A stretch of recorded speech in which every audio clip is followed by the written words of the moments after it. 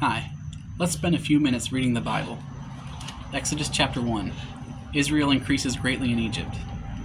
These are the names of the sons of Israel who came to Egypt with Jacob, each with his household: Reuben, Simeon, Levi, and Judah, Issachar, Zebulun, and Benjamin, Dan and Naphtali, Gad and Asher. All the descendants of Jacob were 70 persons. Joseph was already in Egypt. Then Joseph died, and all his brothers and all that generation. But the people of Israel were fruitful and increased greatly. They multiplied and grew exceedingly strong, so that the land was filled with them. Now there arose a new king over Egypt who did not know Joseph. And he said to his people, "Behold, the people of Israel are too many and too mighty for us. Come, let us deal shrewdly with them, lest they multiply, and if war breaks out, they join our enemies and fight against us and escape from the land." Therefore they set taskmasters over them to afflict them with heavy burdens. They built for Pharaoh store cities, Pithom and Ramses. But the more they were oppressed, the more they multiplied, and the more they spread abroad. And the Egyptians were in dread of the people of Israel. So they ruthlessly made the people of Israel work as slaves, and made their lives bitter with hard service, in mortar and brick, and in all kinds of work in the field. In all their work they ruthlessly made them work as slaves. Then the king of Egypt said to the Hebrew midwives, one of whom was named Siphrah, and the other Puah, "When you serve as midwife to the Hebrew women and see them on the birth stool, if it is a son, you shall kill him, but if it is a daughter, she shall live." But the midwives feared God and did not do as the king of Egypt commanded them, but let the male children live. So the king of Egypt called the midwives and said to them, "Why have you done this, and let the male children live?" The midwives said to Pharaoh, "Because the Hebrew women are not like the Egyptian women, for they are vigorous and give birth before the midwife comes to them." So God dealt well with the midwives, and the people multiplied and grew very strong. And because the midwives feared God, he gave them families. Then Pharaoh commanded all his people, "Every son that is born to the Hebrews you shall cast into the Nile, but you shall let every daughter live." Chapter 2. The birth of Moses. Now a man from the house of Levi went and took his wife, a Levite woman. The woman conceived and bore a son, and when she saw that he was a fine child, she hid him 3 months. When she could hide him no longer, she took for him a basket made of bulrushes and daubed it with bitumen and pitch. She put the child in it and placed it among the reeds by the riverbank. And his sister stood at a distance to know what would be done to him. Now the daughter of Pharaoh came down to bathe at the river, while her young women walked beside the river. She saw the basket among the reeds and sent her servant woman, and she took it. When she opened it and saw the child, and behold, the baby was crying, she took pity on him and said, "This is one of the Hebrews' children." Then his sister said to Pharaoh's daughter, "Shall I go and call you a nurse from the Hebrew women to nurse the child for you?" And Pharaoh's daughter said to her, "Go." So the girl went and called the child's mother. And Pharaoh's daughter said to her, "Take this child away and nurse him for me, and I will give you your wages." So the woman took the child and nursed him. When the child grew older, she brought him to Pharaoh's daughter, and he became her son. She named him Moses because, she said, "I drew him out of the water." One day when Moses had grown up, he went out to his people and looked on their burdens, and he saw an Egyptian beating a Hebrew, one of his people. He looked this way and that, and seeing no one, he struck down the Egyptian and hid him in the sand. When he went out the next day, behold, 2 Hebrews were struggling together. And he said to the man in the wrong, "Why do you strike your companion?" He answered, "Who made you a prince and a judge over us? Do you mean to kill me as you killed the Egyptian?" Then Moses was afraid and thought, "Surely the thing is known." When Pharaoh heard of it, he sought to kill Moses. But Moses fled from Pharaoh and stayed in the land of Midian, and he sat down by a well. Now the priest of Midian had 7 daughters, and they came and drew water and filled the troughs to water their father's flock. The shepherds came and drove them away, but Moses stood up and saved them and watered their flock. When they came home to their father Reuel, he said, "How is it that you have come home so soon today?" They said, "An Egyptian delivered us out of the hand of the shepherds, and even drew water for us and watered the flock." He said to his daughters, "Then where is he? Why have you left the man? Call him that he may eat bread." And Moses was content to dwell with the man, and he gave Moses his daughter Zipporah. She gave birth to a son, and he called his name Gershom, for he said, "I have been a sojourner in a foreign land." During those days the king of Egypt died, and the people of Israel groaned because of their slavery and cried out for help. Their cry for rescue from slavery came up to God. And God heard their groaning, and God remembered his covenant with Abraham, with Isaac, and with Jacob.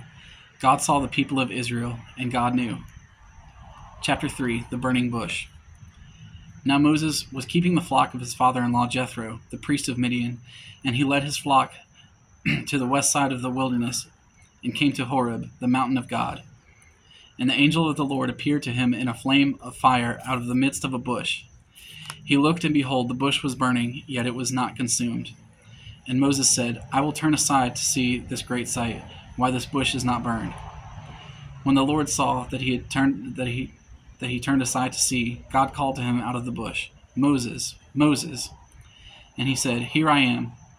Then he said, Do not come near. Take your sandals off of your feet, for the place on which you are standing is holy ground.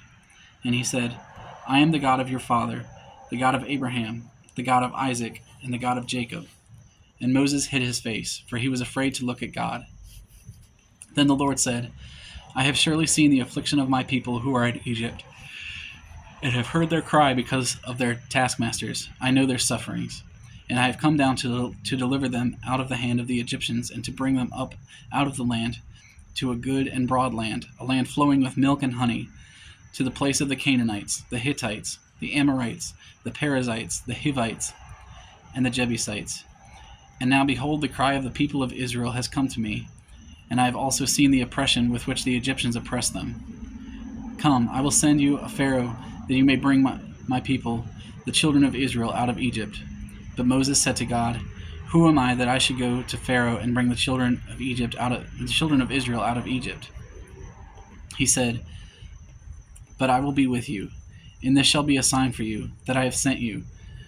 When you have brought the people out of Egypt, you shall serve God on this mountain. Then Moses said to God, If I come to the people of Israel and say to them, The God of your fathers has sent me to you, and they ask me, What is his name? What shall I say to them? God said to Moses, I am who I am. And he said, Say this to the people of Israel, I am has sent me to you. God also said to Moses, Say this to the people of Israel, The Lord, the God of your fathers, the God of Abraham, the God of Isaac, and the God of Jacob, has sent me to you. This is my name forever, and thus I am to be remembered throughout all generations. Go and gather the elders of Israel together and say to them, The Lord, the God of your fathers, the God of Abraham, of Isaac, and of Jacob, has appeared to me, saying, I have observed you and what has been done to you in Egypt. And I promise that I will bring you up out of the affliction of Egypt to the land of the Canaanites, the Hittites, the Amorites, the Perizzites, the Hivites, and the Jebusites, a land flowing with milk and honey. And they will listen to your voice, and you and the elders of Israel shall go to the king of Egypt and say to him, The Lord, the God of the Hebrews, has met with us, and now please let us go a 3 days' journey into the wilderness, that we may sacrifice to the Lord our God. But I know that the king of Egypt will not let you go unless compelled by a mighty hand. So I will stretch out my hand and strike Egypt with all the wonders that I will do in it. After that he will let you go. And I will give this people favor in the sight of the Egyptians. And when you go, you shall not go empty. But each woman shall ask of her neighbor, and any woman who lives in her house, for silver and gold jewelry, and for clothing. You shall put them on your sons and on your daughters, so you shall plunder the Egyptians. Chapter 4. Moses given powerful signs. Then Moses answered, But behold, they will not believe me or listen to my voice, for they will say, The Lord did not appear to you. The Lord said to him, What is it? What is that in your hand? He said, A staff. And he said, Throw it on the ground. So he threw it on the ground, and it became a serpent, and Moses ran from it. But the Lord said to Moses, Put out your hand and catch it by the tail. So he put out his hand and caught it, and it became a staff in his hand. That they may believe that the Lord, the God of their fathers, the God of Abraham, the God of Isaac, and the God of Jacob has appeared to you. Again the Lord said to him, Put your hand inside your cloak. And he put his hand inside his cloak, and when he took it out, behold, his hand was leprous like snow. Then God said, Put your hand back inside your cloak. So he put his hand back inside his cloak, and when he took it out, behold, it was restored like the rest of his flesh. If they will not believe you, God said, or listen to the first sign, they may believe the latter sign. If they will not believe even these two signs or listen to your voice, you shall take some water from the Nile and pour it on the dry ground, and the water that you take from the Nile will become blood on the dry ground." But Moses said to the Lord, "O my Lord, I am not eloquent, either in the past or since you have spoken to your servant, but I am slow of speech and of tongue." Then the Lord said to him, "Who has made man's mouth? Who makes him mute or deaf or seeing or blind? Is it not I, the Lord? Now therefore go, and I will be with your mouth and teach you what you shall speak." But he said, "O my Lord, please send someone else." Then the anger of the Lord was kindled against Moses, and he said, "Is there not Aaron, your brother, the Levite? I know that he can speak well. Behold, he is coming out to meet you, and when he sees you, he will be glad in his heart. You shall speak to him and put the words in his mouth, and I will be with your mouth and with his mouth, and will teach you both what to do. He shall speak for you to the people, and he shall be your mouth, and you shall be as God to him. And take in your hand this staff, with which you shall do the signs." Moses went back to Jethro his father-in-law and said to him, "Please let me go back to my brothers in Egypt and see whether they are still alive." And Jethro said to Moses, "Go in peace." And the Lord said to Moses in Midian, "Go back to Egypt, for all the men who were seeking your life are dead." So Moses took his wife and his sons and had them ride on a donkey and went back to the land of Egypt. And Moses took the staff of God in his hand. And the Lord said to Moses, "When you go back to Egypt, see that you do before Pharaoh all the miracles that I have put in your power. But I will harden his heart so that he will not let the people go. Then you shall say to Pharaoh, 'Thus says the Lord, Israel is my firstborn son. And I say to you, let my son go that he may serve me. If you refuse to let him go, behold, I will kill your firstborn son.' At a lodging place on the way, the Lord met him and sought to put him to death.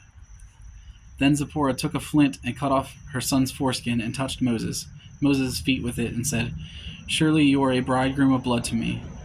So he let them alone. It was then that he said, 'A bridegroom of blood,' because of the circumcision. The Lord said to Aaron, 'Go into the wilderness to meet Moses.' So he went to meet him at the mountain of God and kissed him. And Moses told Aaron all the words of the Lord with which he had sent him to speak, and all the signs that he had commanded him to do. Then Moses and Aaron went and gathered together all the elders of the people of Israel. Aaron spoke all the words that the Lord had spoken to Moses, and did the signs in the sight of the people. And the people believed, and when they heard that the Lord had visited the people of Israel, and that he had seen their affliction, they bowed their heads and worshipped." We will continue with more chapters at another time.